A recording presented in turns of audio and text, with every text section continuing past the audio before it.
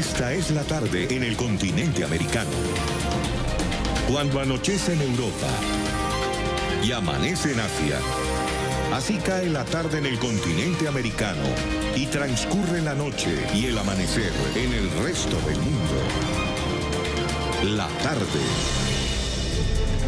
Hola, sean todos bienvenidos a la tarde de NTN 24, el canal de las Américas. Soy Carlos Eduardo Sánchez, soy Poridania Chirinos y es un gusto poder acompañarlos. Sean todos bienvenidos, así comenzamos. Empezamos en Venezuela, donde este lunes se fue trasladado al Palacio de Justicia el abogado Roberto Marrero y su chofer, Luis López, ambos detenidos el pasado jueves y acusados por el régimen de Nicolás Maduro de pertenecer a una célula terrorista. Sus familiares y abogados esperan que se pueda llevar a cabo esta audiencia preliminar y que sean además liberados de inmediato porque están seguros de que son inocentes. Según el abogado Joel García, existe complicidad entre las autoridades del régimen para llevar a cabo un linchamiento político, no solo en contra del abogado Roberto Marrero, sino también contra Juan Guaidó. Vemos que el proceso, con complicidad del Ministerio Público, de los tribunales de la República y lo que llamamos el Ejecutivo Nacional, están en una plena asociación para un linchamiento político. Un linchamiento político no solamente del Partido Voluntad Popular, sino también de Juan Guaidó y todas las acciones que se están cometiendo. Nada de lo que denunció el ministro de Comunicación e Información, Jorge Rodríguez, aparece reflejado en el expediente. Tampoco se puede agregar porque quedaría nulo el proceso. Si el Ministerio Público le facilitó esa información a Jorge Rodríguez, quiero decirle que eso anula cualquier posibilidad de incorporarlo a las actas y al tribunal, por cuanto se contamina el hecho. La familia de Roberto Marrero no se doblega y califica el hecho como infame. Se equivocaron de persona con Roberto, no lo van a doblegar. Se equivocaron de familia porque esta familia es guerrera, esta familia no se va a doblegar ante nadie, mucho menos ante estos sátrapas. Se equivocaron de país. Este país ya no lo gobierna el miedo, perdón. Este país lo gobierna la esperanza, la luz.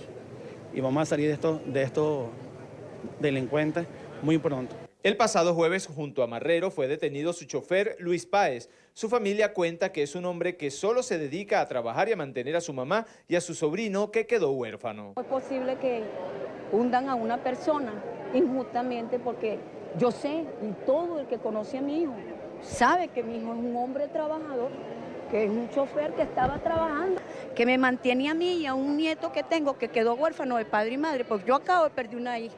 Que lo libere, que no mienta, porque mi sobrino no es terrorista. Nosotros no tenemos nada que ver con política, nosotros no tenemos nada que ver con guerrilla, con terrorismo. O sea, se nos ve. Somos humildes, somos personas humildes, que lo único que queremos es que nuestro familiar que se encuentra ahorita en este trance tan fuerte salga de esto y salga bien. Los ciudadanos también exigen la liberación de Roberto Marrero, de Juan Planchar y de Luis Páez. ¿Cuál debe ser el papel de la comunidad internacional ante la retención de Roberto Marrero, la mano derecha del presidente interino de Venezuela, Juan Guaidó, reconocido así por una amplia mayoría de países de la región y también de Europa? Esta es la pregunta que también se hace el secretario general de la Organización de los Estados Americanos, Luis Almagro. Esos tiempos ya están pasando, ya son completamente insuficientes. Comunicados de condena, se llevaron preso a Marrero. Cuando se lleven preso a Guaidó, ¿qué hacemos? ¿Otro comunicado de condena? Esa definitivamente no es la clase de respuesta que la comunidad internacional tiene que dar a situaciones como esta. A esta hora nos acompaña Santiago Cantón, exsecretario ejecutivo de la Comisión Interamericana de Derechos Humanos. Allí lo ve en pantalla. Señor Cantón, una muy buena tarde. Gracias por atender esta invitación. No, buenas tardes. Gracias por llamar. Bienvenido. Lo primero, ¿es justo este reclamo que hace, este llamado a atención que hace el secretario general de la OEA, Luis Almagro? Le pregunto, ¿hay un exceso de cuidado para encarar, para enfrentar, para tratar con un régimen que es considerado criminal y que además así ha sido denunciado en instancias internacionales? Por supuesto hablo de Nicolás Maduro y su régimen. A ver, primero, muy brevemente, lo burdo y lo absurdo de la detención de Marrero y que no nos debe sorprender porque es una vez más que el régimen de Maduro está haciendo lo mismo. Y frente a eso, donde sabemos, porque ya lo ha dicho todos los organismos internacionales, intergubernamentales del mundo, la Comisión Interamericana, la Corte Interamericana, las Naciones Unidas, la OEA, no existe independencia del Poder Judicial. Por lo tanto, es muy, muy burdo y muy absurdo lo que se está haciendo.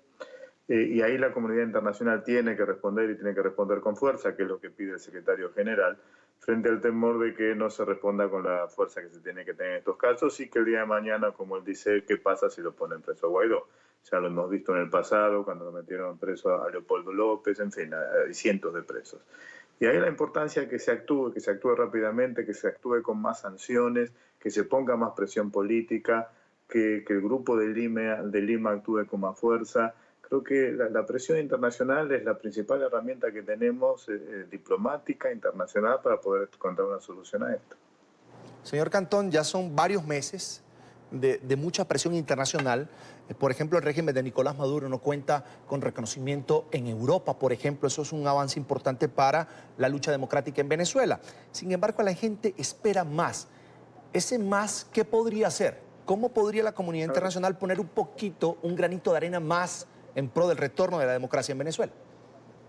En primer lugar, sería importante que haya más presión para que la Corte Penal Internacional acelere el caso que tiene en Venezuela, que ya hemos presentado un panel de expertos que le recomendó la Secretaría General de la OEA que presente el informe de la Corte Penal Internacional. Esperemos que la Corte Penal Internacional, con apoyo de numerosos estados, le tramite lo antes posible, porque eso va a poner presión adicional al gobierno, a la dictadura de Maduro, y esperemos que eso se haga pronto. Por otro lado, todos los demás países de manera bilateral tienen que continuar poniendo presiones. Ya lo ha hecho Estados Unidos, las Naciones Unidas. Antonio Guterres acaba de salir en el día de hoy también con una declaración. Hay que continuar poniendo presión, esa es la principal salida que tenemos. Y una diferencia importante que hay que marcar. La situación actual de los últimos mes, 2 meses, es muy distinta, muy distinta a lo que se vivió los 15 años anteriores. Y la diferencia está en que los países en esta oportunidad, a diferencia del pasado, están poniendo presión. Por lo tanto, hay que darle tiempo a esta nueva iniciativa, que es muy distinta a la indiferencia y al apoyo que hubo los últimos 15 años anteriores. Señor Cantón, para muchos, sobre todo para muchos venezolanos que quieren un cambio político en su país, los tiempos, los lapsos en la Corte Penal Internacional marchan muy lentos. Le pregunto, ¿normalmente esto es así? ¿Los periodos de espera son largos? ¿Las investigaciones tardan tanto tiempo como en el caso de Venezuela? Lamentablemente sí, tanto en la Corte Penal Internacional como en la Comisión Interamericana, en la Corte Interamericana. Lamentablemente los tiempos son distintos a los tiempos que en general la gente quiere. Sin embargo, en el caso de la Corte Penal Internacional, desde que se presentó el informe ya ha transcurrido prácticamente un año. Por lo tanto, estamos entrando en los plazos razonables para que la Corte Penal Internacional pueda actuar con rapidez, en particular con algunos casos muy específicos que se le presentó, como puede ser, por ejemplo, las detenciones arbitrarias y la tortura. Frente a esos casos, yo creo que la Corte Penal Internacional ya debería actuar con mayor velocidad y esperemos que así sea. Ahora, yo quisiera recordarle a nuestra audiencia, porque usted ya lo decía, integró la comisión de la OEA que estuvo en Venezuela constatando la situación de los presos políticos. ¿Qué consiguió esa comisión? Un poco para refrescar la memoria de nuestros televidentes. Claro, de ahí la importancia de lo que yo planteo, la diferencia que existe hoy en día con los 15 años anteriores. ¿Por qué? A mí me tocó personalmente a partir del año 2001 prácticamente, y luego con un informe muy crítico, muy contundente de la Comisión Interamericana en el año 2009 y uno más reciente del año 2007. ¿Cuál fue el problema durante esos años? Frente a las denuncias reiteradas y constantes de la Comisión Interamericana de Derechos Humanos, que en muchas oportunidades tuvieron algún impacto negativo sobre la situación de algunos defensores de derechos humanos, lamentablemente la comunidad internacional miró hacia otro lado. A diferencia, por ejemplo, de las dictaduras en el Cono Sur durante los 70, en donde la comunidad internacional, frente a la denuncia de la Comisión Interamericana, sí actuó. En este caso, lamentablemente, los países acompañaron al pueblo venezolano al cadalso, de alguna manera. En lugar de acompañarlo para tratar de solucionar un conflicto, lo acompañaron a la situación actual. Eso es lo que ha cambiado. En los últimos 3 meses, 4 meses, podemos decir un poco más, a partir del actual secretario general de la OEA, Luis Almagro, ha habido un cambio en la actitud de la comunidad internacional.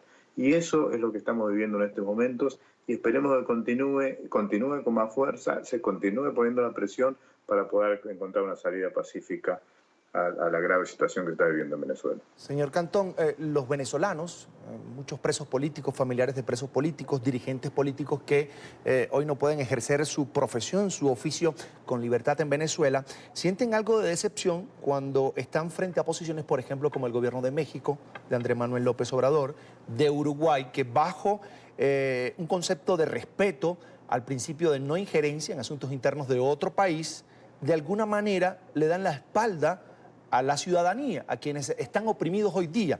Y yo quería preguntarle si, ¿por qué esto se convierte en una barrera? El principio de no injerencia en asuntos internos de otros países, ¿por qué termina siendo una barrera en la defensa de los derechos humanos y si esto podría cambiar bajo las gestiones diplomáticas? Sí, y muy brevemente, sin tratar de dar una clase de derecho aquí, pero sí. El gran cambio que ha habido en la historia de la humanidad fue en 1948 cuando se aprobó la Declaración Universal de Derechos Humanos. Y la Declaración Universal representó precisamente una puerta o un agujero, si alguien lo quiere llamar, al muro de la soberanía de los estados. A partir de ese momento, la comunidad internacional podía intervenir cuando se estaba en conflicto, cuando había ataques a los derechos humanos de las personas. Por lo tanto, las posiciones como la de México o como la que puede tener Uruguay, que levantan la bandera de la no intervención y cuando lo que está en juego son los derechos humanos, se equivocan gravemente y se olvidan de la relevancia que tuvo el movimiento de los derechos humanos a partir de la década del 50 en todo el mundo. Y eso es lo que deben revisar y esperemos que así lo hagan. Por otro lado, en ambos casos también, a diferencia del pasado, tanto México como Uruguay, por lo menos consideran que sí que tiene que haber una salida pacífica, digamos, más allá de que yo creo que deberían poner presión también desde el punto de vista de los derechos humanos, también coinciden que tiene que haber una solución democrática al problema, no es que estén apoyando a Maduro. Una solución democrática y de alguna manera el tema de la intervención que se ha pedido en Venezuela ha sido una intervención humanitaria. De hecho, la Constitución en algún artículo permite precisamente que la autoridad, en este caso el presidente de la Asamblea Nacional, que ha asumido de manera interina la presidencia de Venezuela, está evaluando. ¿Por qué hay tanto miedo al tema de la intervención cuando se ha dicho es humanitaria? Correcto, yo creo que lo que uno tiene que insistir es en el aspecto humanitario, lo que no hay que tener, lo que hay que dejar de lado son las intervenciones militares que nunca dan buenos resultados. Y por la intervención humanitaria hay precedentes y está apoyada por el derecho internacional, un desarrollo que es un poco más reciente, que es la obligación de los estados de proteger a aquellos estados en donde los gobernantes están aplicando los conceptos de soberanía de manera ignorando al pueblo. En esos casos, la teoría de la obligación de los estados de proteger es la que se debe aplicar. Y eso es precisamente intervención humanitaria. Lamentablemente, el gobierno, la dictadura de Maduro, se opuso a la intervención humanitaria, agravando aún más la grave crisis humanitaria que está viviendo Venezuela. Pero insisto, hoy hay un cambio importante de la comunidad internacional de cómo está tratando el tema de Venezuela. Ese cambio tenemos que mantenerlo, profundizarlo y creo que por ese lado se va a encontrar la salida pacífica.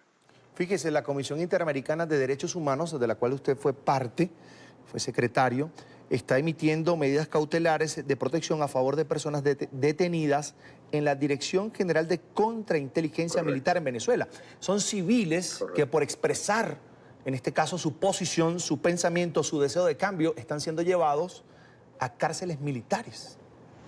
Correcto.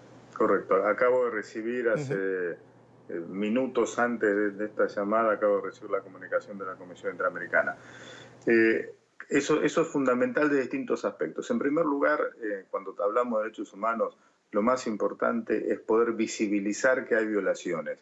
A partir del momento que la Comisión Interamericana hace ese pedido de medidas cautelares, el mundo se entera de que están torturando en el destacamento que menciona la Convención Interamericana de Derechos Humanos, porque claramente dicen que eso está pasando. Por lo tanto, poder visibilizar esas violaciones tiene que movilizar a los estados, a esos estados que aún no están poniendo la presión necesaria para lograr la salida pacífica, de hacerlo en este momento. Y ese es el cambio que estamos viviendo en estos momentos y que esperemos que continúe. Bien, quiero agradecer a Santiago Cantón, exsecretario ejecutivo de la Comisión Interamericana de Derechos Humanos. Señor Cantón, como siempre es un gusto conversar con usted. Tenga usted una feliz tarde. Al contrario, muchas gracias a ustedes. Hasta la próxima. Y un nuevo apagón se registra este lunes en Caracas, en la capital venezolana. La falla eléctrica afecta a toda esta ciudad y parte del estado Miranda, que queda contiguo a las afueras. Las líneas telefónicas están sin servicio y el servicio de metro, informó en un tuit que canceló el servicio como tal. Ni la empresa estatal, Corpoelec, ni el Ministerio de Comunicaciones se han pronunciado sobre este corte. El 7 de marzo pasado se registró un apagón que afectó a todo el territorio nacional. Los ciudadanos incluso pasaron más de 100 horas sin el servicio eléctrico, lo que generó pérdidas comerciales. NTN 24 está en el lugar de la noticia con Oliver Fernández. Oliver, buena tarde. Amigos de NTN 24 y Noticias RCN, se registra un nuevo apagón en Venezuela, dejando por lo menos a 16 estados sin el servicio eléctrico. Como ustedes pueden observar, gran cantidad de personas se encuentran ya en las calles. Acaban de salir de sus oficinas para poder transportarse o trasladarse hacia sus hogares. Recordemos que el metro de Caracas acaba de quedar suspendido.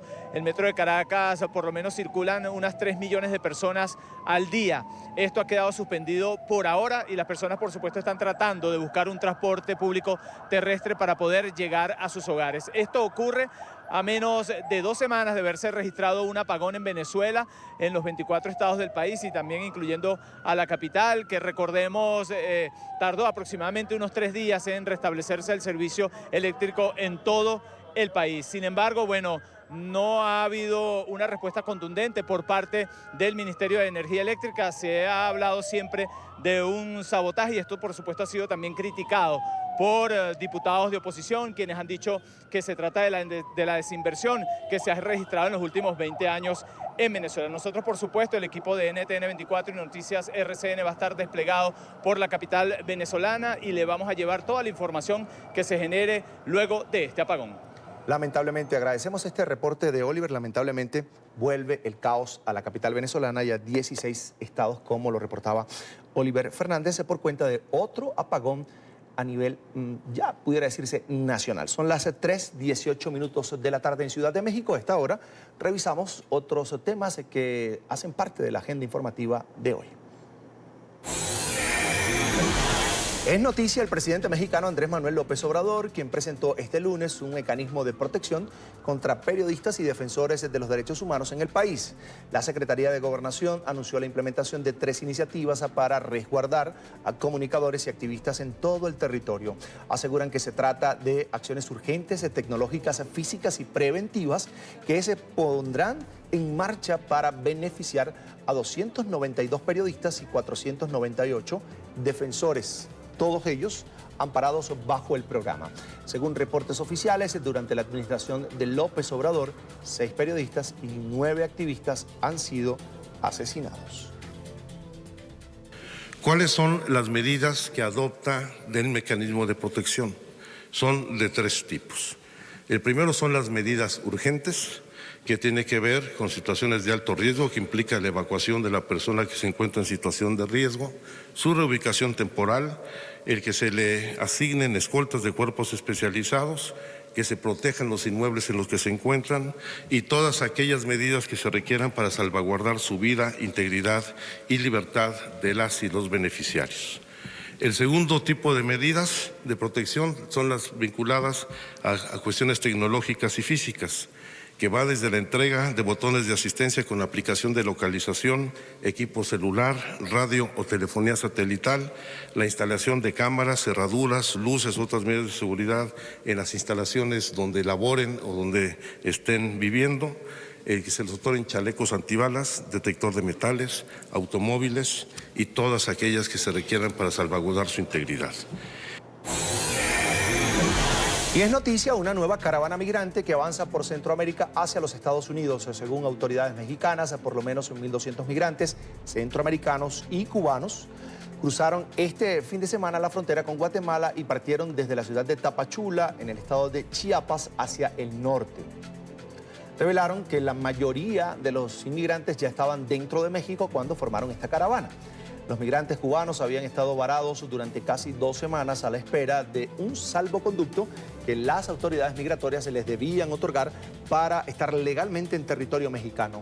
Las caravanas de migrantes con destino a los Estados Unidos han provocado fricciones con el presidente estadounidense Donald Trump, quien acusa a México de no contener la inmigración ilegal. También es noticia un impresionante accidente de tránsito en Buenos Aires, Argentina. Cámaras de seguridad registraron el momento en que 2 camiones chocaron mientras avanzaban por la autopista 25 de Mayo. La carga de uno de ellos quedó esparcida en el pavimento, mientras que el otro quedó literalmente colgando a la orilla del puente. 2 dotaciones de bomberos trabajaron en el lugar y lograron sacar a los conductores de ambos vehículos, que fueron trasladados a un hospital por presentar politraumatismos. Según las autoridades, otras 2 personas resultaron heridas en este accidente.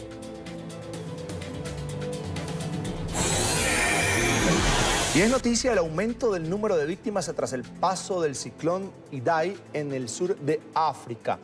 El más reciente reporte indica que ya son 761 los fallecidos en los 3 países golpeados por el fenómeno de hace 10 días.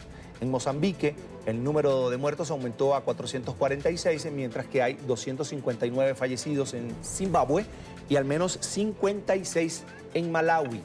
Otras 110.000 personas se encuentran damnificadas. El ministro de Medio Ambiente de Mozambique advirtió que todas las cifras aún son preliminares, ya que a medida que bajan las aguas se descubren más cuerpos. Una semana después de la tragedia, trabajadores intentan restaurar el servicio de electricidad y también de agua en la región, en la que también se teme que se pueda presentar un brote de cólera. Somos conscientes de que la gente no quiere salir de aquí, así que debemos asegurarnos de que se queden en buenas condiciones. Último adiós a una de las víctimas del tiroteo en Nueva Zelanda. Se trata de Syed Aref Ahmed, uno de los 9 pakistaníes asesinados en una mezquita el pasado 15 de marzo. El cuerpo de Aref, de 27 años, llegó a la ciudad de Karachi a primera hora de este lunes y fue recibido por familiares y amigos. El hombre era contador público y se había mudado a Nueva Zelanda hace 18 meses para trabajar en una firma de auditoría. La mayoría de las víctimas del tiroteo eran migrantes o refugiados de países como Pakistán, India, Malasia, Indonesia, Turquía, Somalia, Afganistán y Bangladesh. Es noticia el primer año de gobierno del presidente peruano Martín Vizcarra. El mandatario se juramentó en el cargo el 23 de marzo del año 2018 en reemplazo de Pedro Pablo Kuczynski, quien renunció asediado por denuncias que lo relacionaban con la empresa brasileña Odebrecht y la difusión de audios sobre la presunta compra de votos de congresistas para evitar su vacancia. Durante este año de administración, Vizcarra enfrentó situaciones como la detención de la lideresa de Fuerza Popular, Keiko Fujimori, por los presuntos aportes para su campaña, también de Odebrecht, y las investigaciones a otros expresidentes como Alejandro Toledo, Ollanta Humala y el propio PPK. También vivió la renuncia de 15 ministros de Estado, entre ellos la de su jefe de gabinete ministerial, César Villanueva. A través de su cuenta en Twitter, Vizcarra agradeció el apoyo del pueblo y aseguró que aún tiene muchos objetivos por lograr. Poner al Perú primero, por delante de todo, ha sido y es siempre el objetivo de mi trabajo. El enorme reto que me tocó enfrentar apenas asumí el cargo fue luchar contra la corrupción. Los peruanos estamos cansados de este flagelo que durante décadas ha impedido que se construyan colegios, que haya hospitales a medio construir, carreteras y puentes que se los lleve el río y servicios básicos que aún no recibimos. Si queremos ser un país grande y próspero, tenemos que erradicar ese mal y para enfrentarlo necesitamos una justicia igual para todos, que no se case con nadie. Nos acompaña a esta hora Darío Pedraglio, ese politólogo, allí lo ve en pantalla. Una muy buena tarde, bienvenido a NTN 24. Muchas gracias por la invitación. Es un gusto. Lo primero, un año de Martín Vizcarra al frente del Perú. Hablemos de los aciertos de su gestión. ¿Cómo está el Perú un año después de los escándalos que además obligaron a la renuncia de PPK? Exactamente. Creo que el balance es positivo. Como usted dice, durante el gobierno de PPK se vivieron tiempos de mucha convulsión y de muy poca estabilidad, en la cual había poca certeza respecto a la continuidad del entonces presidente. Hoy en día creo que el principal acierto de Vizcarra ha sido lograr consolidar cierta estabilidad, principalmente a través de una buena relación con la ciudadanía. Ahora, ¿qué le resta por ejecutar al presidente Vizcarra? Obras, acciones que además estén en la lista de prioridades de los peruanos. Sí, bueno, hasta el momento el presidente Vizcarra ha concentrado su esfuerzo principalmente, como dice él mismo en su video, en la lucha contra la corrupción, un punto sumamente importante y que estaba en agenda además por el caso Lava-Jato y Odebrecht. No obstante, de acá adelante pareciera que es necesario extender esta agenda de trabajo en el Perú. Hoy en día se exige mucho una mejora en la educación, una mejora en los servicios de salud, una mejora en el transporte, en la seguridad ciudadana, y estos son puntos en los cuales el presidente aún tiene que desarrollar una agenda de trabajo, porque hasta el momento esta se ha reducido en gran parte a la lucha contra la corrupción. Yo sé que no es un experto en economía, pero quería preguntarle cómo está el país económicamente. Me habla de estabilidad y pienso nada más en estabilidad política luego de aquellos baches en medio de la corrupción y los escándalos que sacaron a un presidente de la República. Exacto, exacto. Hoy en día, si bien hubo muchos problemas los años pasados en términos de que el conflicto político generó un clima en el cual quizás los empresarios no veían con tan buenos ojos la inversión. Me parece que hoy en día eso ha cambiado un poco, creo que hay mejores perspectivas y me parece también que a pesar de todos los problemas, el presidente ha logrado un año aún con crecimiento, quizás no en los niveles que a uno le gustaría, pero por encima del 3%, me parece, y esos son puntos que hablan a favor de la gestión de él al frente de la presidencia. Ahora, usted me habla del combate a la corrupción y quería preguntarle si la sombra de la corrupción ya desapareció, por ejemplo, o por lo menos del Perú. Es decir, ¿es un tema superado para los ciudadanos o todavía siguen exigiendo más acciones de las instituciones? No, no es un tema superado. La crisis que se vivió en el Perú en los últimos años con la corrupción, el destape del caso Lava-Jato, asimismo, acá si bien es un tema que no trascendió quizás tanto internacionalmente, hubo problemas que también involucraron a los jueces y al nombramiento de jueces, son temas que aún están en agenda y que la ciudadanía exige mucho que se resuelvan y sobre los cuales se prioriza, son priorizados. Lo que esto no significa es que sean los únicos temas que hoy día la ciudadanía le exige a Vizcarra, como quizás era unos meses más atrás, donde era el único punto de agenda que había en el Perú. Sí, el tema de los jueces fue pues noticia internacional, acaparó la atención, por supuesto, de medios de comunicación y precisamente quería preguntarle por eso. ¿Qué gestiones se está haciendo desde el Ejecutivo, por supuesto, el presidente Martín Vizcarra para de alguna manera cambiar el sistema como tal? Porque tengo entendido que de alguna manera la mayoría de los peruanos ya no confía en el sistema judicial del Perú porque también se destapó un escándalo de corrupción al interno de la justicia.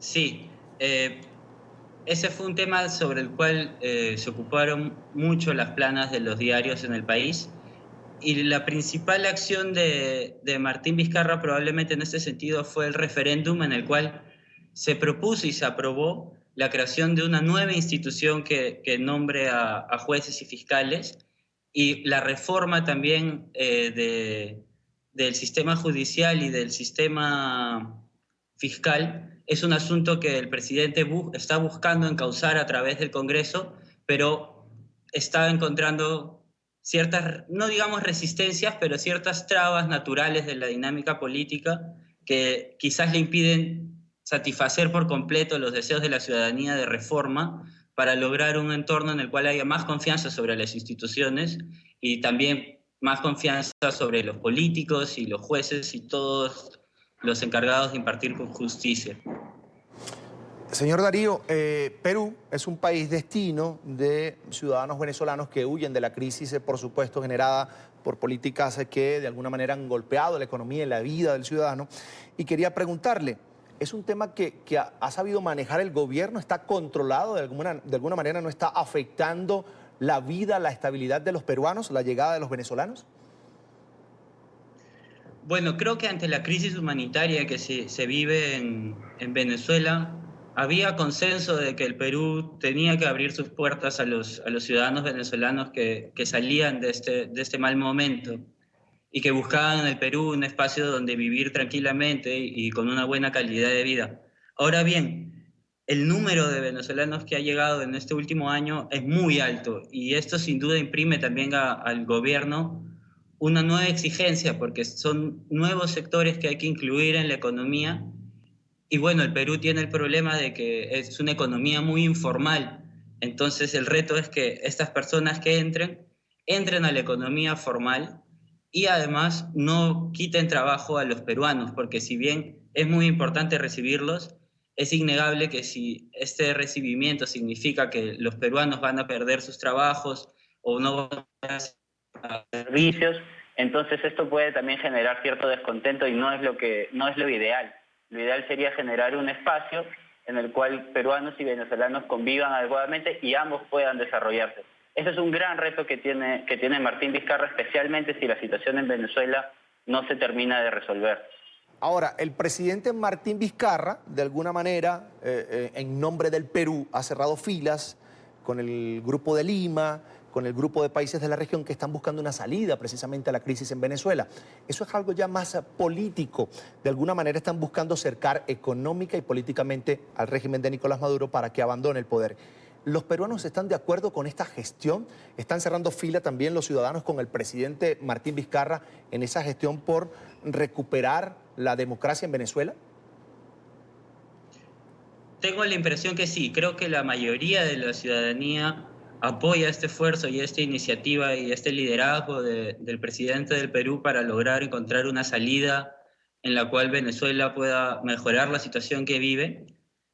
Que en ese sentido, sí, la ciudadanía encuentra un interés y está a favor de esto. Creo que lo mismo con la mayoría de medios de comunicación, lo cual es un punto a favor también porque ayuda a que pueda recibirse a los venezolanos, a que el presidente tenga iniciativa y tenga liderazgo en la comunidad internacional y siente el apoyo desde el Perú. Bien, quiero agradecer a Darío Pedraglio, es politólogo, por compartir con nosotros estos minutos aquí en la tarde de NTN 24. Hasta la próxima. Gracias, hasta luego. Un placer. Tras la entrega del informe de la investigación de la trama rusa, Robert Mueller no responde la pregunta de si Trump intentó obstruir la investigación. Algunas investigaciones, además separadas, aún representan un peligro jurídico tanto para el Ejecutivo como para sus aliados. Emiliana Molina, nuestra periodista en NTN 24 en Washington, tiene el reporte. Emiliana, buena tarde. Hola, ¿qué tal? Muy buenas tardes. Pues tras recibir el informe de esta investigación de parte del fiscal especial Robert Mueller, el fiscal general William Barr, quien recibió el informe el viernes a las 48 horas después, le estaba entregando ya un resumen de 4 páginas a legisladores tanto en la Cámara Baja como en la Cámara Alta. Ahora queda en manos de los demócratas avanzar ciertas investigaciones, como por ejemplo las que se están llevando a cabo en el Comité Judicial de la Cámara de Representantes, y los demócratas están también pidiendo más información sobre este informe. Hoy Donald Trump, el presidente estadounidense, cantó victoria. Duró mucho tiempo. Nos alegra que haya terminado. Es 100% como debería haber sido. Desearía que se hubiera acabado mucho antes, mucho más rápido. Hay muchas personas que han hecho cosas muy malas. Cosas muy malas, yo diría cosas que han traicionado nuestro país. Funcionarios de su administración aseguran que el Ejecutivo fue víctima de una pesquisa que nunca fue justificada. Después de 2 años de investigación y acusaciones imprudentes por parte de muchos demócratas y miembros de los medios de comunicación, el asesor especial ha confirmado lo que dijo el presidente Trump. No hubo colusión entre la Compañía de Triunfo y Rusia durante las elecciones del 2016 y el fiscal general también confirmó que no había obstrucción de la justicia. No se equivoquen, mis compatriotas estadounidenses. Esto fue una reivindicación total del presidente de los Estados Unidos y de nuestra campaña. El fiscal especial Robert Mueller no halló evidencia de que la campaña del presidente estadounidense conspirara o se coordinara con Rusia para influenciar las elecciones de 2016. Aunque no llegó a una conclusión acerca de si el mandatario obstruyó la justicia o no, según dijo el secretario de Justicia William Barr en las últimas horas. La portavoz de la Casa Blanca, Sarah Sanders, dijo que Trump dejará que el secretario de Justicia decida si el informe debe o no ser publicado por completo, pero el Ejecutivo no se opone a su publicación. El informe descubrió que no pudieron tomar una decisión, que se envió al Departamento de Justicia donde tomaron una decisión. El Procurador General siguió el proceso legal, trabajó con el fiscal general adjunto que ha estado involucrado desde el comienzo en esta absurda situación de 2 años y tomaron la decisión de que no había obstrucción. Entonces, eso lo convierte en una exoneración completa y total. Los demócratas insisten que Mueller halló evidencia tanto a favor como en contra de la obstrucción y exigen tener acceso al informe completo. Argumentan que el resumen presentado por el secretario de Justicia difícilmente absolvía al mandatario. Tomo de esta carta 3 puntos. Primero, el presidente Trump está equivocado. Este informe no equivale a la llamada exoneración total. El asesor especial Mueller dejó en claro que su informe cita, no exonera, cierra cita, presidente. El abogado especial pasó 22 meses descubriendo evidencia de obstrucción y otras faltas de conducta. Trump afirma que ha sido completamente exonerado. Esperamos que las personas que han hecho tanto daño a nuestro país, porque hemos pasado por un periodo de cosas muy malas que están sucediendo, esas personas las investiguemos sin duda. Las he estado observando durante mucho tiempo y yo estoy diciendo, ¿por qué no los han investigado? Mintieron al Congreso, muchos de ellos ustedes saben quiénes son. Han hecho tantas cosas malas. Les diré que amo a este país, todo lo que puedo amar, mi familia, mi país, mi Dios, pero lo que hicieron fue una narración falsa, fue algo terrible. El fiscal especial no concluye si Trump intentó acabar con la investigación sobre Rusia a través de sus acciones, despidiendo, por ejemplo, al exdirector del FBI, James Comey. Por su parte, Barr asegura que su decisión se basó en la evidencia hallada por Mueller y no se vio afectada por opiniones legales del Departamento de Justicia, que dicen que un presidente en funciones no puede ser acusado formalmente. La investigación de Mueller incluyó a altos funcionarios de la campaña de Trump, expuso la agresión de Rusia al sistema político estadounidense, demostró las ansias de la campaña de Trump de aprovechar la divulgación de correos electrónicos hackeados a los demócratas y destapó mentiras de asesores del Ejecutivo con las que pretendían encubrir sus actos relacionados con Rusia.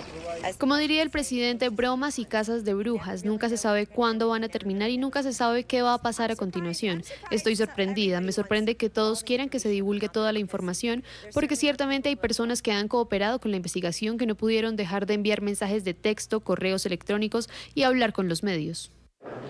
34 personas, incluyendo 6 asesores del mandatario estadounidense Donald Trump, fueron acusados en esta investigación. Entre estos también 25 rusos, quienes fueron acusados de hackear los correos electrónicos de varios demócratas y también de divulgar información falsa por medio de plataformas y redes sociales. Esta es toda la información que tenemos desde el Congreso. Emiliana Molina, regreso al Centro Internacional de Noticias. Emiliana, gracias. Una muy buena tarde para ti en Washington. En esta parte nos acompaña Stephen Donahue, es el director de McCarthy Asociados. Señor Donahue, una muy buena tarde. Gracias por atendernos. Buenas tardes. Bienvenido. Fue un intento de derrocamiento ilegal que falló. Esto dijo el presidente Trump tras conocerse estos apartes del informe Mueller, que indica que no hubo conspiración de la campaña Trump y Rusia en las elecciones del 2016. Y le pregunto, ¿realmente estuvo en peligro el mandato de Trump durante esta investigación? Bueno, la investigación fue una investigación formal, no política, de un fiscal especial designado para tratar de encontrar los hechos y de encontrar crímenes, de juzgar o enjuiciar a esos criminales. Y el hecho de que no encontraron al presidente como culpable, no significa que la investigación en sí no fuese seria, no fuese completa. Eso fue una investigación de 2 años con muchos fiscales y agentes de la FBI indagando para tratar de encontrar los hechos y tuvieron muchos resultados sobre lo que sí se hizo y otros resultados sobre lo que no se hizo y otros resultados sobre no sabían suficiente o no tenían suficiente información para juzgar. Ahora, señor Donahue, usted dice fue una investigación formal, no política, pero tomando en cuenta que la cabeza del Departamento de Justicia es nombrada por el presidente, es decir, Trump, le pregunto, ¿pueden tener la certeza los estadounidenses que la investigación sobre el Russiagate fue realmente independiente, realmente imparcial? No hay ninguna duda, creo yo, que el señor Mueller era no político en este caso y desempeñó su cargo de una manera no política. Por eso fue que cuando el fiscal general originalmente fue Jeff Sessions, dijo que no podía ser parte de esta investigación y él se disculpó de la investigación y pusieron a su subalterno, el señor Rosenstein, como el encargado sobre la investigación. Ahora que el nuevo fiscal general ha entrado, él ha tomado cargo, pero él no interfirió en el último mes cuando ha estado ahí.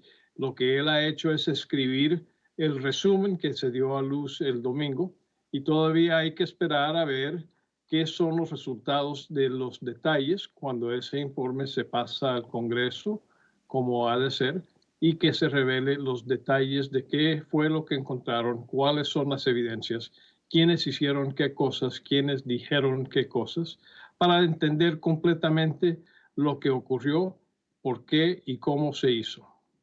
Ahora, desde la oposición demócrata que, por ejemplo, domina la Cámara Baja, ¿qué podemos esperar?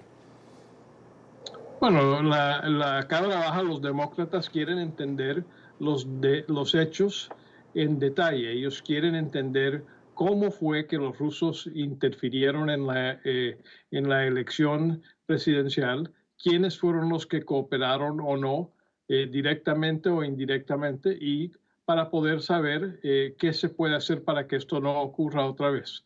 También quieren saber qué otros crímenes fueron descubiertos y por quién y por qué, para poder entender quiénes son el elenco, el entorno del presidente que tenemos en la Casa Blanca.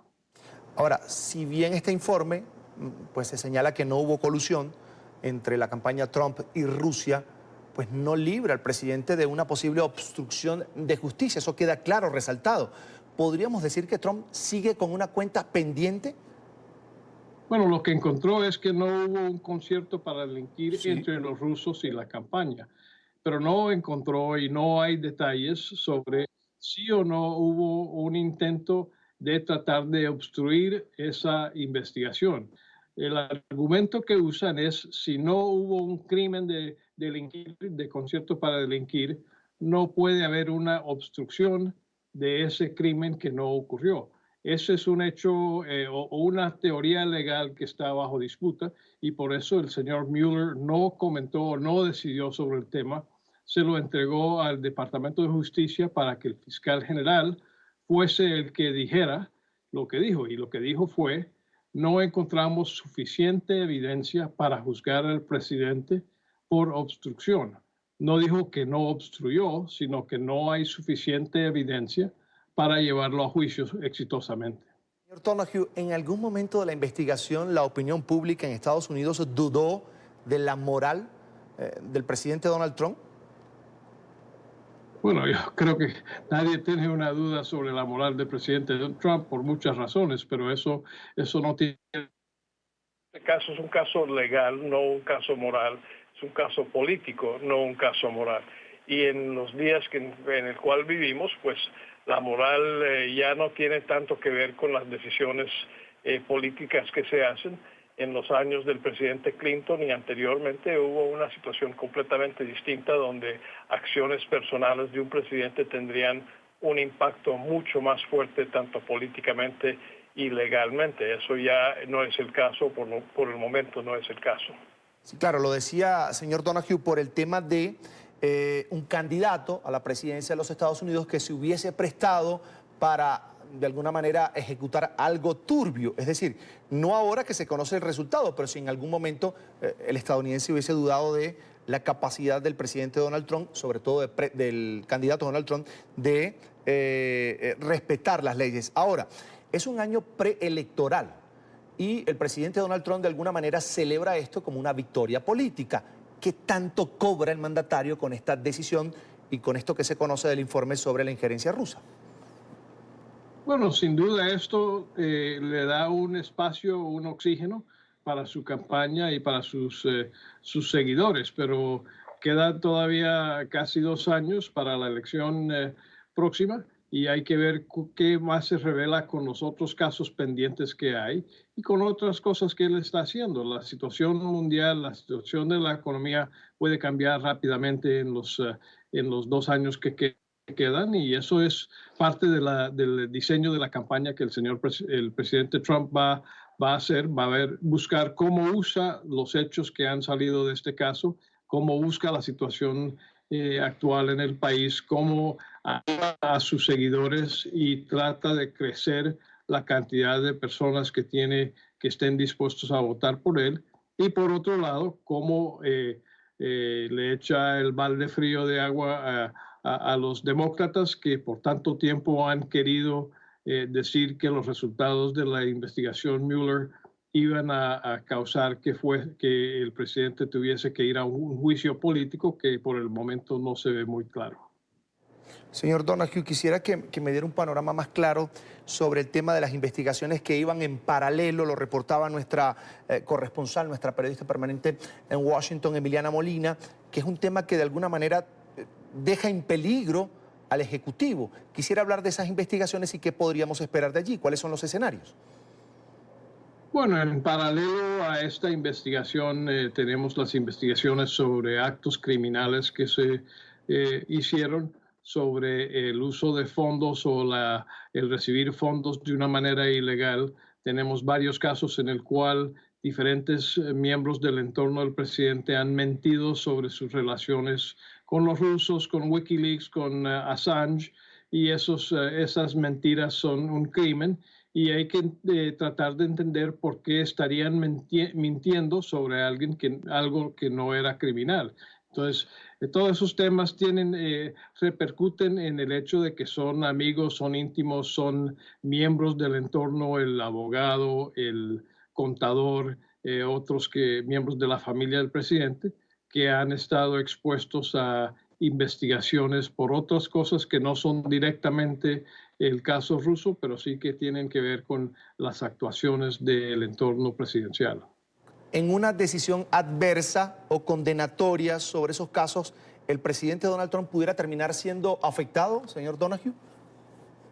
Bueno, hay que ver. La situación, lo que hemos visto en los últimos 2 años ha sorprendido mucho porque ha habido mucho lodo, pero nada le ha pegado al presidente. Tendremos que ver si eso sigue siendo el caso, si el teflón con el cual ha estado cubierto sigue resistiendo los ataques que le vayan a pegar, la situación de sus amigos, de sus exnovias, de su abogado. Pues todo eso hay que ver si él sigue con la capacidad de cambiar el tema de la discusión para que la gente se distraiga y vea otras cosas. Por ahora entonces está a salvo, de alguna manera tiene una bombona de oxígeno muy grande cuando se prepara el presidente Donald Trump para aspirar a una reelección. En pantalla, Stephen Donoghue es el director de McClarty Asociados, a quien le agradecemos que haya compartido con nosotros estos minutos aquí en la tarde de NTN 24.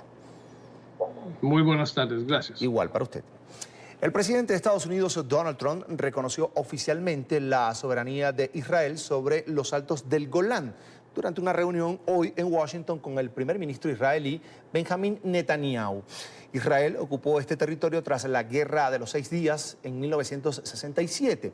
El anuncio se produce después de que Trump anunciara también la medida el pasado jueves a través de su cuenta de Twitter. NTN 24 en el lugar de la noticia con Carolina Valladares. Carolina, buena tarde. Hola, ¿qué tal? Buenas tardes. Desde la Casa Blanca ya lo había anunciado el presidente de los Estados Unidos, Donald Trump, la pasada semana, su intención de reconocer la soberanía de Israel sobre los altos del Golán. Se trata de una medida controvertida, el hecho de que en el día de hoy el presidente Donald Trump firmara ese decreto, porque se trata de unos territorios que están en disputa entre Siria e Israel. Esos territorios se los anexionó, los ocupó Israel tras la Guerra de los 6 días en el año 1967 y desde entonces han estado en disputa. Además, según el Consejo de Seguridad de las Naciones Unidas, ha habido varias resoluciones en las cuales han dejado claro que cualquier intento de Israel de clamar esa soberanía será considerado nulo. Antes de reunirse puertas para dentro de la Casa Blanca, tanto el presidente Donald Trump como el primer ministro israelí, Benjamin Netanyahu, ofrecieron declaraciones sobre la firma de este decreto por parte del presidente Donald Trump. Nuestras oraciones están con nuestros amigos en Israel mientras llevan a cabo una forma de vida increíble frente al gran terror. Estados Unidos reconoce el derecho absoluto de Israel a defenderse. Señor presidente, a lo largo de los años, Israel ha tenido la bendición de tener muchos amigos que se sentaron en la oficina oval, pero Israel nunca ha tenido un mejor amigo que usted. En total, ambos mandatarios estuvieron reunidos 90 minutos, 30 minutos más de lo que estaba estipulando. Y se trata de una visita clave para ambos líderes porque ambos tendrán que enfrentar la reelección más cercana. Es el caso de Benjamin Netanyahu, que tiene elecciones el próximo día 9 de abril. Por lo tanto, muy pocos días, y muchos son la prensa local, sobre todo en Israel, que han visto esta visita y este hecho de que Donald Trump decida reconocer la soberanía de Israel sobre los altos del Golán como una manera del republicano de intentar interferir en la política nacional de Israel. Además, hay que recordar que también el presidente Trump busca la reelección en el año 2020 y en ese sentido necesitará más que nunca el apoyo de la comunidad judía aquí en los Estados Unidos, además de la comunidad evangelista. Este es el reporte desde Washington, Carolina Valladares para NTN 24. Gracias, Carolina. Hasta pronto. Una buena tarde para ti, por supuesto. Seguimos en Estados Unidos porque hay preocupación en el centro del país por el desbordamiento del río Missouri. La creciente, que ya cobró la vida de 3 personas, destruyó cientos de viviendas y bloqueó el paso de decenas de carreteras. Expertos advierten que el peligro por las inundaciones podría persistir hasta el mes de mayo. Y el secretario general de la ONU elevó una nueva voz de alarma por el aumento de los actos de xenofobia y discriminación racial en el mundo. Antonio Guterres recordó hoy que masacres como la de Nueva Zelanda son producto de la difusión masiva de discursos de odio e ideologías populistas. El mensaje fue entregado en la sesión especial de la Asamblea General de Naciones Unidas y Alejandro Rincón estuvo allí y nos trae los detalles a esta hora. Alejandro, buena tarde. Hola, feliz tarde para todos. Para Naciones Unidas, la masacre perpetrada en 2 mezquitas de Nueva Zelanda es un sombrío recordatorio del siguiente hecho. Las tensiones raciales, el odio y la xenofobia están aumentando alrededor del mundo y ninguna sociedad es completamente inmune a pasar por este tipo de circunstancia. Un argumento que ha servido hoy como columna vertebral para la sesión especial convocada en la Asamblea General de Naciones Unidas a propósito del Día Internacional para la Eliminación de la Discriminación y del Racismo. Justo allí, quien abrió esa sesión fue el secretario general, Antonio Guterres, quien hizo la siguiente evaluación sobre una realidad que nos afecta a todos a nivel internacional. Vea. Ningún país o comunidad es inmune. Estoy profundamente alarmado por el actual escalamiento de la xenofobia, racismo e intolerancia, alimentado cada vez más por las ideologías nacionalistas y populistas. En esta oportunidad, el secretario general de la ONU ha dado un paso adicional, más allá de elevar una nueva voz de alarma o de preocupación por una circunstancia en particular. Ha asegurado que el organismo internacional empezará a trabajar en un plan para ayudar a combatir y a neutralizar este incremento en las retóricas, en los discursos de odio que tanto daño causan ahora mismo a nivel global. El discurso de odio está volviéndose común y difundiéndose como incendio forestal a través de las redes sociales y la radio. Lo estamos viendo crecer en demócratas liberales y estados autoritarios por igual. Estas fuerzas oscuras amenazan los valores democráticos, la estabilidad social y la paz. A propósito de esta fecha y siguiendo el espíritu de esos llamados de atención, el jefe de Naciones Unidas también ha apelado a la comunidad internacional en general con una siguiente reflexión. En concepto o en palabras más bien del jefe de Naciones Unidas, depende de todos combatir estas ideologías, estos discursos y retóricas de odio que tanto daño siguen causando a nivel mundial. Todo lo que tenemos para ustedes por ahora. Continúen con más en la tarde. Gracias, Alejandro. Buena tarde para ti. La sombra rusa aterriza de nuevo en Venezuela. 2 aviones de la Fuerza Aérea con 100 militares del Kremlin, incluyendo al jefe del ejército, y 35 toneladas de equipos llegaron al aeropuerto de Maiquetía. Sin conocerse oficialmente cuál es el objetivo de su llegada a la nación suramericana, medios locales advierten que podría tratarse de ayuda humanitaria o sería, en este caso, el personal de mantenimiento de los bombarderos nucleares Tupolev 160 que llegaron al país el pasado mes de diciembre. El siguiente es un informe de nuestra cadena aliada La Voz de América. Una comitiva de militares rusos aterrizó este fin de semana en Venezuela para continuar colaborando con el gobierno en disputa de la nación sudamericana. A este respecto, el diputado de la Asamblea Nacional de Venezuela, Lorenz Castro, confirmó la presencia de militares rusos en el país, al tiempo que confirmó que esto demuestra el miedo que tiene el gobierno en disputa de la nación. Nos preocupa que Rusia se preste para sostener a esta dictadura. Creo que no está llevando las cosas de manera positiva. Creo que lo que hace es profundizar la crisis y aparte, creo que se contrapone al mismo discurso de su amigo Nicolás Maduro, que habla de la no intervención y de la no injerencia. Para el internacionalista consultado por La Voz de América, Félix Arellano, esta acción de Rusia debería llevar a una nueva reunión de emergencia del Consejo de Seguridad de la ONU. La parte nueva que está entrando en escena es la parte más delicada, es la cara negra del conflicto, que es que el tema militar se vaya exacerbando. Entre tanto, la vicepresidenta del gobierno en disputa, Delcy Rodríguez, agradeció el apoyo por parte del gobierno ruso presidido por Vladimir Putin, que ha rechazado lo que cataloga como una política intervencionista de Estados Unidos contra Venezuela.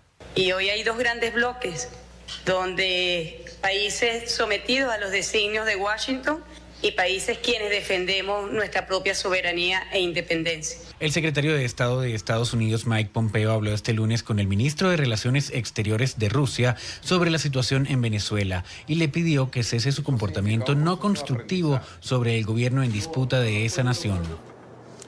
Y desde Madrid, el exalcalde metropolitano de Caracas, Antonio Ledesma, aseguró que la presencia militar rusa en Venezuela se debe a intereses económicos, pues Putin no quiere, según Ledesma, perder el mercado que tiene abierto con Maduro.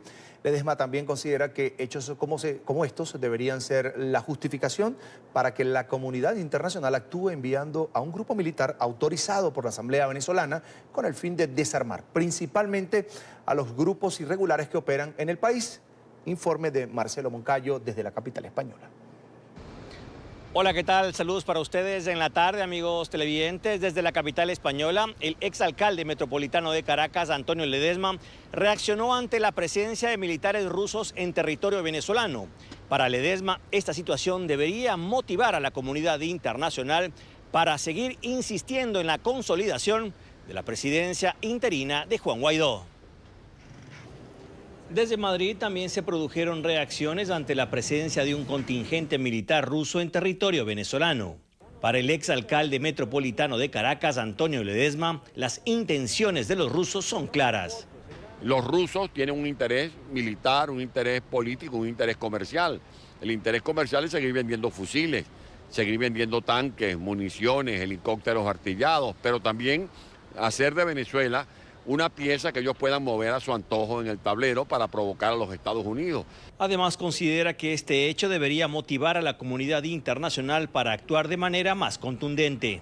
Las tienen que acelerar porque no podemos seguir postergando una decisión que es urgente. Vean ustedes que en Venezuela se han hecho todo tipo de intentos para resolver nuestra crisis por la vía constitucional, pacífica, por la vía electoral. Fuimos a elecciones, trampearon las elecciones y cuando las ganamos las desconocieron. Para Ledesma también debe preocupar la presencia en el país de miembros de grupos guerrilleros, paramilitares y terroristas, situación que según él justificaría aún más la incursión de una fuerza extranjera en Venezuela, amparándose en la Constitución. Es para pedir que se organice una fuerza de paz que doblegue y desarme a todos estos grupos. ¿Qué más respaldo puede pedir la comunidad internacional para un presidente interino que le ha dado el pueblo de Venezuela, Juan Guaidó? ¿Qué más, cuántas resoluciones más vamos a dictar? Y esas resoluciones son pisoteadas por esta narcodictadura. Televidentes de la tarde y también aquí en España, otras agrupaciones políticas como el Partido Popular expresaron su preocupación ante la presencia de este contingente militar ruso en territorio venezolano. Este es el informe para la tarde. Marcelo Moncayo, NTN 24, Madrid. Le damos la bienvenida a Andrei Servin-Pont, analista internacional enfocado en política exterior, defensa y seguridad. Allí lo ve en pantalla. Gracias por estar con nosotros. Bienvenido. Muchas gracias por la invitación. Es un placer poder participar en el programa. Es un gusto. ¿Está Rusia cerrando filas, más de lo que muchos creen, con el régimen de Maduro en medio, además, de las presiones de la comunidad internacional para que Maduro abandone el poder? Definitivamente Rusia está subiendo la apuesta. Lo que estamos viendo con la llegada de estos aviones a Maiquetía hace 2 días es un despliegue de personal militar para apoyar las capacidades bélicas de la Fuerza Armada Nacional Bolivariana y debería entenderse también como un reto hacia los Estados Unidos, dado que la presencia militar rusa en Venezuela complicaría cualquier escenario de posible intervención norteamericana en el país. Sin embargo, hay molestias en Estados Unidos. El secretario Pompeo se comunicó con Lavrov, con el canciller, y pues le manifestó que no van a aceptar de alguna manera provocaciones por parte de Rusia en cuanto al tema de Nicolás Maduro. Recordemos que ellos están en conversaciones para buscar una salida. Rusia dice que tiene que ser política y Estados Unidos nunca la ha anunciado, pero no ha descartado la militar. Definitivamente, el discurso de Trump y de la administración de Trump en general ha sido el de mantener la opción militar sobre la mesa. Yo considero que justamente la postura de Rusia se basa en la interpretación de que, dados hechos recientes, esta opción militar se está viendo como una posibilidad real y por ende es necesario tratar de blindar en algunos términos a su socio Maduro y evitar que acceda a un tipo de intervención. Es un accionar bastante similar al que hemos visto en otras partes del mundo donde Rusia y Estados Unidos han estado en disputa, y creo que el escenario más cercano o más reciente a ello tiene que ver con el despliegue de misiles S-300 en Siria, y sobre todo la venta de estos sistemas a Siria el año pasado, que entraron en operación hace unos meses, lo que ha limitado fuertemente la capacidad de acción no solo de Estados Unidos en la región, sino también las acciones de Israel que se estaban realizando sobre espacio aéreo sirio. Recientemente, la vicepresidenta del régimen de Maduro, Delcy Rodríguez, estuvo de visita en Rusia y ahora, ante la llegada de estos militares, no hablan mucho del tema, pero agradece el respaldo de Rusia. De alguna manera, pudiera decirse que es una estrategia del régimen de Maduro con el apoyo de Rusia para medir la capacidad de respuesta de Estados Unidos. Definitivamente, y sobre todo destacaría que esto tiene que ver con una maniobra comunicacional muy importante. Los S-300, a los cuales estarían apoyando la operatividad los rusos, no están basados en Maiquetía, están en El Sombrero, que está a varios cientos de kilómetros al sur de Caracas. La llegada a Maiquetía lo que hace es asegurarse de que estos aviones y este personal militar estén a la vista del mundo, que sean fotografiados, y asegurarse que ese mensaje le esté llegando a los otros países de la región y sobre todo a Estados Unidos. Quería consultarle también por estas conversaciones que adelanta el secretario Mike Pompeo con su similar Sergei Lavrov. De alguna manera, ¿usted le ve futuro a una salida consensuada de Rusia a Estados Unidos sobre el tema de Venezuela? A ver, el conflicto venezolano tiene sus matices y elementos claves en términos domésticos, pero no lo podemos sacar del contexto de una disputa mucho más amplia entre Estados Unidos, Rusia y China a nivel global. Es muy probable que cualquier tipo de iniciativa en el contexto venezolano esté vinculada también a otras negociaciones que se puedan dar en el contexto del sudeste asiático, se pueden dar en el contexto de Medio Oriente, específicamente en el caso de Siria, o algunos otros puntos de conflicto que se puedan ir desarrollando en los próximos años. Lo más probable es que justamente Rusia quiera aprovechar esta nueva posición de poder que tiene por medio del despliegue de personal militar en Venezuela para asegurar sus intereses en otras partes del mundo, por lo cual es posible que en algún momento estas negociaciones deriven en algún tipo de repliegue militar ruso y que parte de la intención rusa sea justamente ganar algunas fichas a su favor para las negociaciones en otros contextos.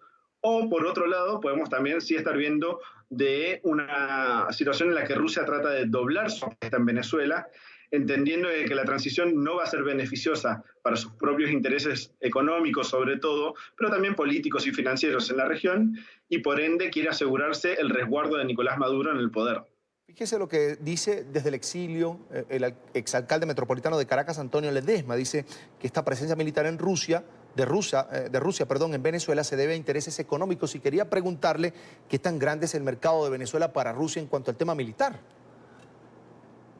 A ver, yo diría que cuando se trata de los intereses económicos rusos en Venezuela tiene que ver mucho más con la participación en la extracción petrolera, así como la comercialización de productos petroleros, como lo han estado haciendo Rosneft a la venta de petróleo a la India, por citar un ejemplo.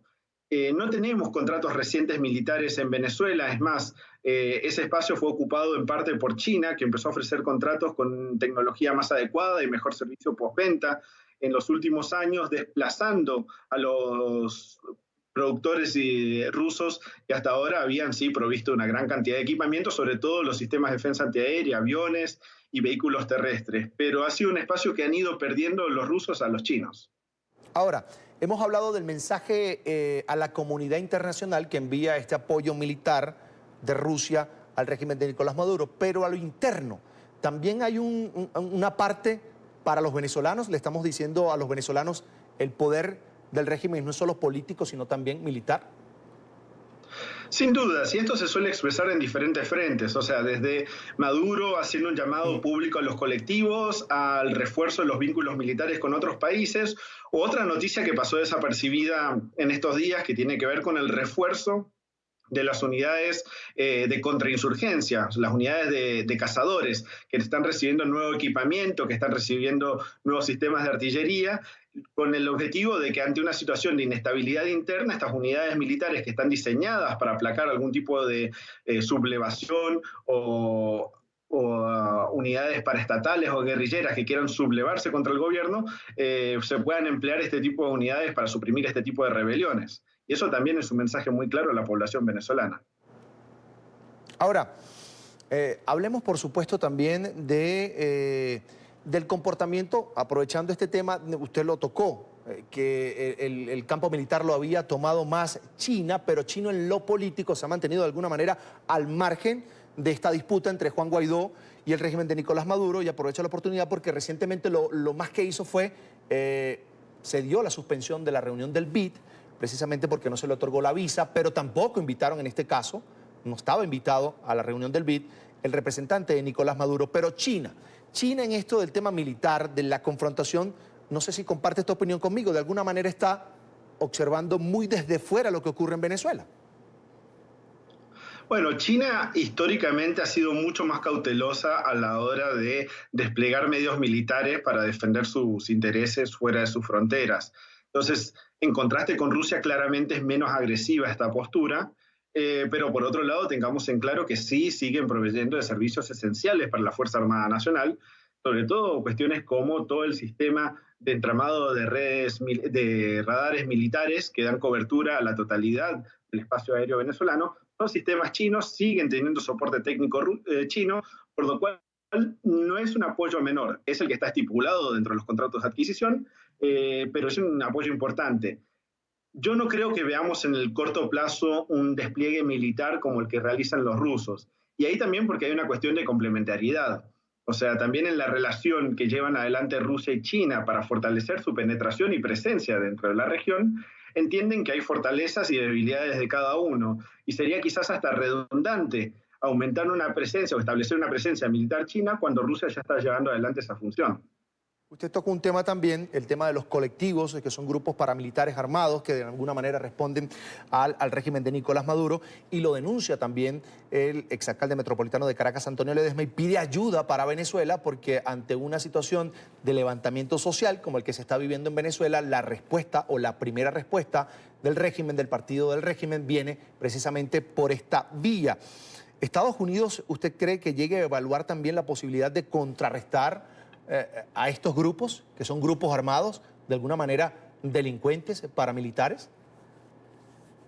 Mira, en lo inmediato no hemos visto los indicios de que se esté llevando algún tipo de maniobra para contrarrestar a los mismos, más allá de la presión que se pueda ejercer contra funcionarios específicos, sobre todo aquellos vinculados con la promoción de estos grupos paramilitares que aterrorizan a la población venezolana.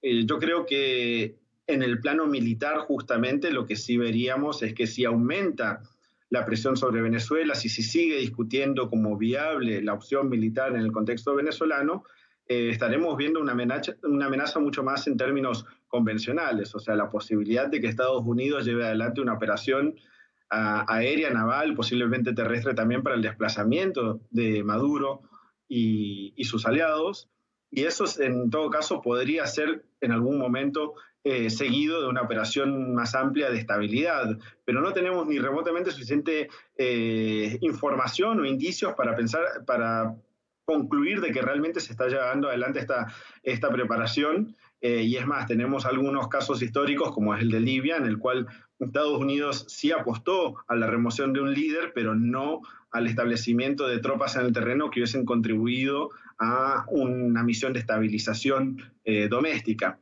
Por lo cual también hay que ser muy cuidadosos sobre cuál puede ser el desenlace militar que pueda dar Estados Unidos si es que decide darlo y cuáles son los resultados del mismo. Pero por ahora no hay tensiones que puedan conllevar a ese terreno, a ese escenario. ¿Usted lo ve así también?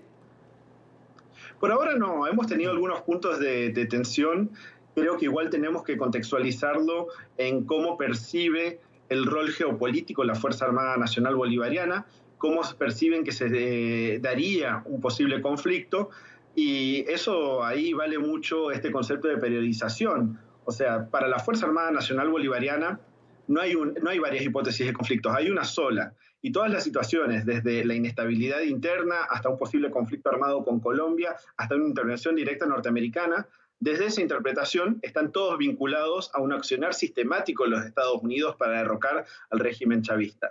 Entonces, no podemos descartar de que también se dé algún tipo de conflictividad en las fronteras o que se emplee las Fuerzas Armadas de mayor forma para reprimir protestas sociales o cualquier tipo de sublevación interior, y que se esté interpretando justamente en términos de una agresión norteamericana contra el régimen chavista.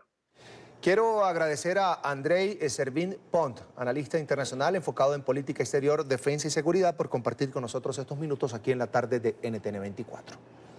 Muchas gracias, ha sido un placer. Una muy buena tarde. Avanzamos. Autoridades colombianas reportaron este fin de semana la detención de un funcionario del régimen de Nicolás Maduro en el aeropuerto internacional El Dorado, esto en la capital, en Bogotá. Se trata de Edgar Alejandro Lugo Pereira, detenido por la policía junto a otras 2 personas. Allí lo ven en pantalla. El hombre llevaba consigo 20 pasaportes y cerca de $15.000. Lugo Pereira transitaba en la ruta Bogotá-Panamá-Caracas, con la escala, en este caso precisamente en la capital colombiana. El oficial explicó a las autoridades colombianas que estaba en una misión de la Cancillería venezolana que tendría como objetivo el pago de los salarios a algunos miembros del cuerpo diplomático que se encontrarían en el país. A través de un comunicado, Migración Colombia anunció que el coronel fue expulsado del país y por un periodo de 10 años no podrá ingresar a territorio colombiano, es decir, no le creyeron su historia. Persecución, amedrentamiento y despidos injustificados denuncian los trabajadores de la Cancillería venezolana luego que la propia directora del organismo le notificara a 13 líderes sindicales que están en proceso de despido por reconocer a Juan Guaidó como presidente interino y manifestarse además en contra de Nicolás Maduro. Los funcionarios fueron sacados de las instalaciones de la Cancillería en Caracas por personal militar este lunes. Luis Alejandro Laya, periodista en NTN 24, con el informe. Hola, buenas tardes. Trabajadores de la Cancillería venezolana denunciaron que este lunes fueron sacados de sus puestos de trabajo por funcionarios de la Guardia Nacional. Sus jefes les indicaron que están siendo procesados para un despido por haber reconocido a Juan Guaidó. Ellos aseguran esto es una irregularidad, pues han cumplido con sus funciones laborales. En este momento se acaba de cumplir lo que venimos diciendo, la persecución sindical. ¿Hasta cuándo la persecución sindical? Ya nosotros entregamos, el día que vino la comisión de la ONU, entregamos un papel donde se nos está acosando, donde se nos está persiguiendo. En este momento lo llegaron a cabo, estamos notificados para ir hasta el Ministerio del Trabajo a aclarar nuestra situación. La directora María Carolina Rodríguez, conjuntamente con el canciller de la República, nos acaban de notificar que tenemos que presentarnos en el Ministerio del Trabajo para llevar las pruebas, porque supuestamente nosotros nos pronunciamos a favor del señor Guaidó. Nosotros andamos en la calle luchando por las reivindicaciones salariales de todos los trabajadores. Asimismo, denunciaron que esto es un intento por acabar con los sindicatos. Indicaron que esto ya ha ocurrido en otros organismos del Estado, luego de que han protestado en contra de Nicolás Maduro y han denunciado las irregularidades en las violaciones a sus contratos colectivos. Ellos señalan es una retaliación. Desmantelar a todo el sindicato. ¿Por qué? Porque en cada sitio que van este grupo de trabajadores con el señor Arriaza, en cada sitio que van destruyendo los sindicatos de tal manera de dejar a los trabajadores sin una organización sindical que pueda defender sus derechos. Eso es lo que están haciendo. Y no es por aquí, sino que en la vicepresidencia también lo hicieron. Además indican que las explicaciones que les dieron sus jefes es que ellos habían utilizado su tiempo de trabajo y su cargo como sindicato dentro de la Cancillería de la República para hacer proselitismo político. Ellos denuncian que durante años los trabajadores de la Cancillería han sido obligados a marchar con camisas y pues elementos alusivos al Partido Socialista Unido de Venezuela. Indican que ellos no han hecho absolutamente nada parecido dentro de la Cancillería.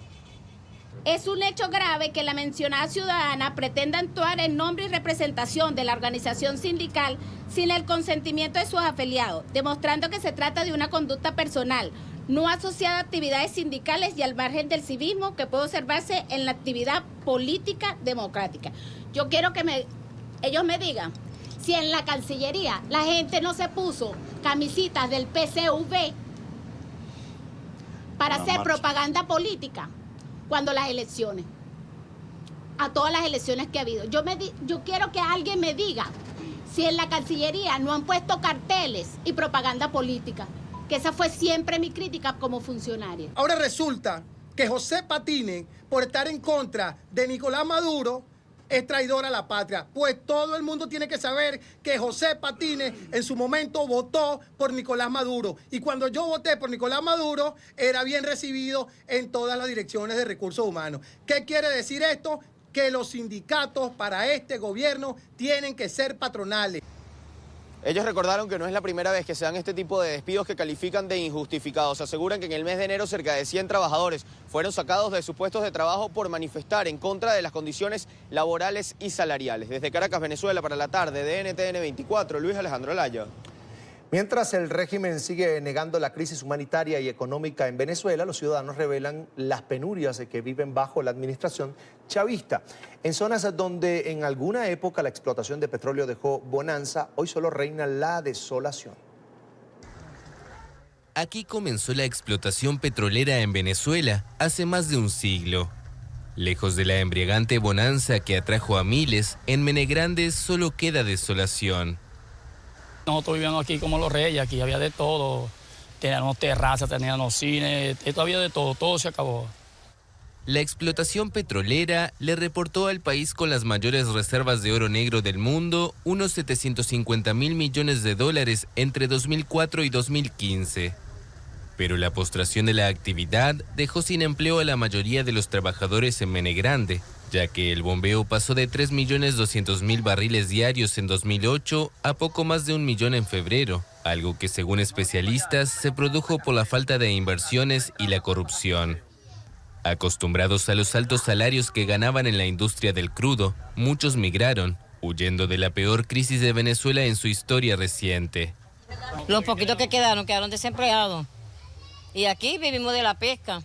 Porque aquí todos vivimos de la pesca, nadie ve que vecino que estoy trabajando allá que no.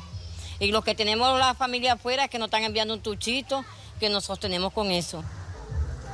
San Timoteo es la deprimida capital de Menegrande.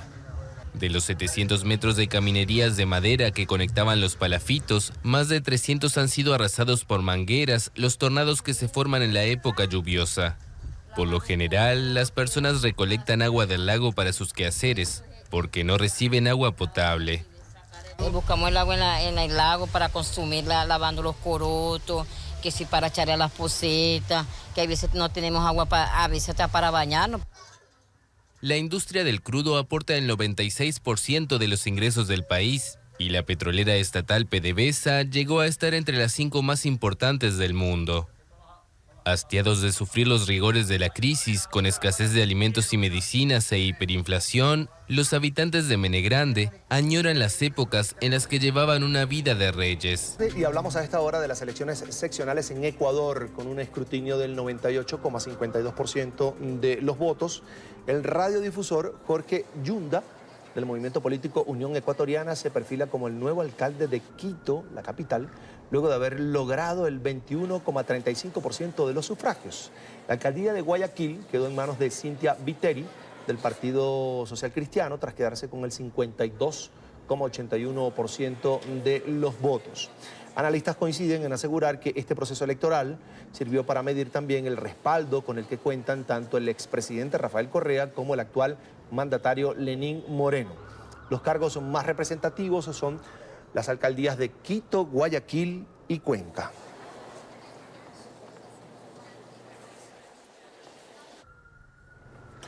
Y nos acompaña a esta hora Damián Jakubowicz, es geopolitólogo y analista internacional. Allí lo tengo en pantalla. Tenga usted una muy buena tarde y sea bienvenido a NTN 24. Muchísimas gracias por la invitación y aprovecho para saludar a toda la audiencia de América Latina. Bienvenido. Aunque se estaban eligiendo 5.675 autoridades locales, la contienda cobró mayor importancia en la capital Quito, por supuesto, y ciudades como Guayaquil y Cuenca.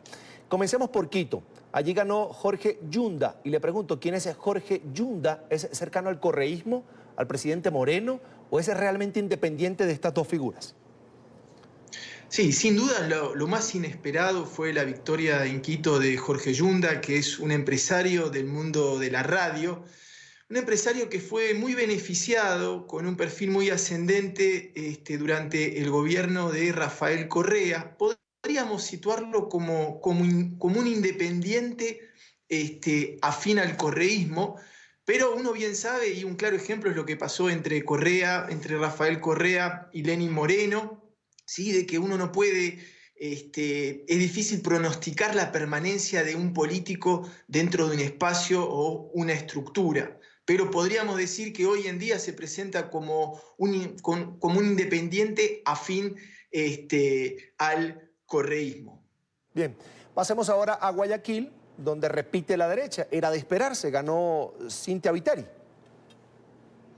Sí, total. En Guayaquil ganó la derecha, ¿sí? Lo que confirma un poco esta tendencia de repunte, un repunte de la derecha, y esto hago una nota aparte, si es que se puede seguir calificando hoy en día y podemos seguir haciendo la dicotomía entre izquierda y derecha, hoy podemos decir que sí, que la derecha ha repuntado en Ecuador, tal vez favorecida por lo que pasa también en el resto de la región, por una crisis económica que castiga a Ecuador y que hasta ahora el gobierno de Lenín Moreno no ha sabido dar algunas respuestas de las que estaba esperando la población. Ahora, también lo decía en la introducción a este tema que para los ecuatorianos fue una medición en cuanto al respaldo, esta elección seccional, en cuanto al respaldo tanto al expresidente Correa como al actual mandatario Lenín Moreno. Y quería preguntarle allí, ¿qué podemos decir de esta dicotomía así? ¿Hay más correísmo que morenismo en Ecuador ahora mismo? Es muy importante lo que usted señala porque la trascendencia de estas elecciones seccionales iba mucho más allá del movimiento de fichas municipales y provinciales, ¿sí? Ha sido la primera llamada a las urnas desde que Rafael Correa dejó la presidencia y que su sucesor Lenín Moreno rompió con todo el legado del socialismo del siglo XXI. Y estas elecciones servían para resolver una incógnita, ¿sí? Que era saber si Rafael Correa seguía siendo o no una figura de peso en el tablero tablero político ecuatoriano o si se había dado vuelta definitivamente la página del correísmo en Ecuador. Tal vez los anticorreístas más acérrimos podrían arguir que los aliados de Correa no pudieron ganar en las 3 alcaldías más importantes del país, que son Quito, Guayaquil y Cuenca, que le dieron la espalda a los partidos del expresidente. Eso es una posibilidad del análisis, pero la conquista de ciudades y provincias claves por parte del correísmo, y hay que propio, yo creo que envía un claro mensaje a sus opositores. Ecuador aún no ha pasado la página con Rafael Correa. Habrá que seguir habrá que seguir de cerca cómo sigue esta historia. Es decir, no es un fenómeno político Lenín Moreno, el actual presidente, que ha dado los cambios que de alguna manera se están viendo en el Ecuador. Sí, es cierto. De todas maneras sabemos que generalmente, y esto es una tendencia regional, en las elecciones seccionales, ¿sí?, generalmente es mucho más difícil presentarse como por parte del oficialismo, ¿sí? Y Lenín Moreno en estos momentos lleva la espalda de la presidencia en Ecuador y, como le decíamos anteriormente, ha dado alguna respuesta y otra todavía la población le sigue solicitando, y tal vez estas elecciones han marcado, salvo en algunas regiones geográficas precisas, seguramente Lenín Moreno tendrá que replantear un poco su estrategia política para lo que viene. Ahora, usted tocaba un punto interesante, y ese, normalmente en esta región se habla de derechas e izquierdas, y uno pregunta, bueno, pero ¿por qué una candidata como Cynthia Viteri del Partido Social Cristiano tiene que ser colocada hacia la derecha? ¿Qué está pasando? ¿Por qué en algún momento llegamos a ese punto? O eres de derecha o eres de izquierda. No puedes tener otra ideología, otra visión de país, otra visión del ciudadano, otra visión de servir al ciudadano. Yo creo que es muy acertado lo que usted está mencionando, y yo creo que el siglo XXI marca una nueva tendencia que es irrevocable, que es el fin de los partidos políticos tradicionales y las llegadas de los antisistemas. Difícil es catalogar a un señor como Donald Trump si se encuentra derecha, izquierda. Lo mismo pasa con Vladimir Putin. Yo creo que ahora empieza una nueva era, sobre todo también en América Latina, en donde el ciudadano ya no se conforma, ¿sí?, con este rótulo de izquierda y de derecha, y tiende a elegir tal vez hacia propuestas que estén más orientadas a su actualidad, a su perfil, a sus necesidades, y en donde las ideologías que gobernaban el siglo XX poco a poco van quedando caducas, y entramos en una nueva era en donde habrá que buscar, ¿sí?, como dicen ahora se habla de nacionalistas versus progresistas, o nacionalistas versus globalizadores. Hay que empezar a buscar otras facetas, otras etiquetas para poder justamente nombrar las distintas opciones que tiene el ciudadano, y yo creo que hoy en día las elecciones en Ecuador son un fiel reflejo de esta nueva realidad. Entiendo que lo que trata de decirme es que tenemos un ciudadano latinoamericano un poco más educado a la hora de elegir a su gobernante, y quisiera preguntarle a qué debemos este fenómeno, ¿a la izquierda o a la derecha? Yo creo que este fenómeno se debe a que reiteradas veces, porque uno sabe que los partidos de derecha y de izquierda han conquistado el poder cíclicamente en América Latina, y en épocas de crisis hemos visto que ninguno de los dos han sabido dar respuestas, ¿sí?, al ciudadano, al pueblo, para poder de alguna manera ayudarlo a mejorar en su cotidiano. Entonces empieza a haber un poquito el fin de estos discursos, y además porque empiezan a emerger, ¿sí?, otros nuevos paradigmas, que son los paradigmas, por ejemplo, como la ecología, ¿sí?, como el género, ¿sí?, que son nuevos paradigmas que inquietan muchísimo al ciudadano, pero que son de alguna manera transversales a estos viejos modelos políticos de izquierda y derecha a los cuales estábamos acostumbrados. Sin embargo, se presentaron algunas escaramuzas, situaciones de violencia, no en general, pero en algunos lugares muy puntuales se presentó violencia, es decir, todavía hay un resabio de la gente, se enfrenta por temas de partidos, por temas de la camiseta. ¿Qué pasó en Ecuador? ¿Qué información tenemos de por qué esos focos de violencia? Incluso se suspendieron los comicios en algunos lugares. Yo creo que eso también tiene que ver con una manera... Yo no creo que sea propio a Ecuador. Yo creo que el balance general en Ecuador de estas elecciones ha sido bastante bueno en lo que es un proceso democrático. Sin embargo, efectivamente nunca puede faltar algunos hechos de violencia aislados. Después habrá que ver cuánto se difunden, cuánto se mediatizan estos efectos de violencia. Pero no creo que sea propio tampoco ni a América Latina. Fíjense hoy en día lo que está pasando en lugares como Francia, con los chalecos amarillos, donde todos los sábados se repiten situaciones de violencias que nosotros mismos consideraríamos inadmisibles en nuestros países. Se ha dado también un retraso por parte del ente electoral en la entrega de resultados, pero yo creo que la ciudadanía también debe entenderlo. Son 5.675 cargos. Es Damián Jakubowicz, geopolitólogo y analista internacional, a quien le agradecemos por estos minutos para NTN 24. Fue un gusto. Muchísimas gracias y como siempre a la orden para lo que necesiten. Hasta la próxima. Hay expectativa en los Estados Unidos por un nuevo sorteo del Powerball. El botín de la reconocida lotería acumuló $750 millones luego de que no se registrara ningún ganador el pasado sábado.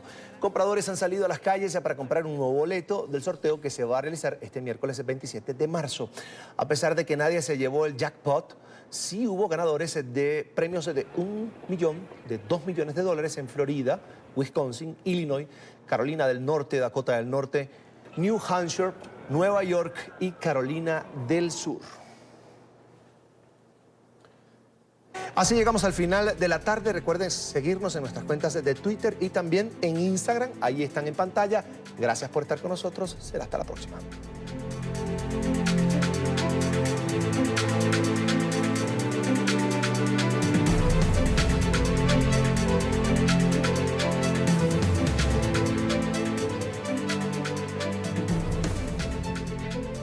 A continuación, el punto clave de las noticias en el programa La Noche por NTN 24, el canal de las Américas.